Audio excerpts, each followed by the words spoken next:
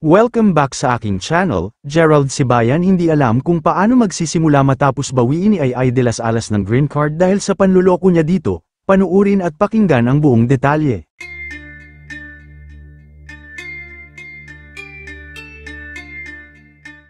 Tila hindi na nga alam ni Gerald Sibayan ngayon kung paano siya magsisimula sa kanyang buhay gayong vinawi na ng dating asawa niya na si Ai de las Alas ang kanyang green card, na si Ai lang ang may access upang maging permanenteng residente siya sa Amerika.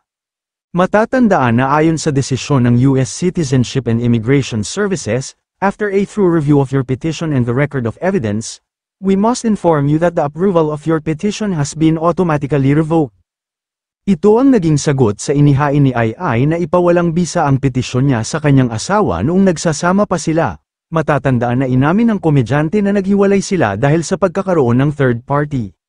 Well, alam naman ng lahat na pangarap ng mga Pinoy na makarating sa ibang bansa lalong-lalo na sa bansang Amerika dahil sa napakaraming magagandang oportunidad dito. Kaya naman malaking dagok ito para kay Gerald Sibayan dahil ang binuo niyang pangarap sa Amerika at magandang trabaho ay biglang naglaho na parang bula dahil sa pagbawi ni Ai ng petisyon sa kanya.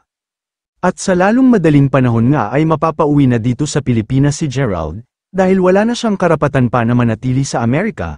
Ngayon ang tanong na lang dito ay paano siya magsisimula gayong nandoon ang trabaho at malaking oportunidad niya sa bansang Amerika.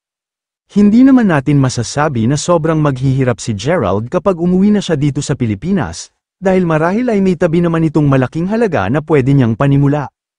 Yun nga lang ay hindi na ito tulad ng dati na kinikita niya sa Amerika kapag nagtrabaho na siya dito sa Pinas, kumpara kasi dito na hindi naman ganun kalakihan ang sahod, kaya naman malaking problema ito kay Gerald.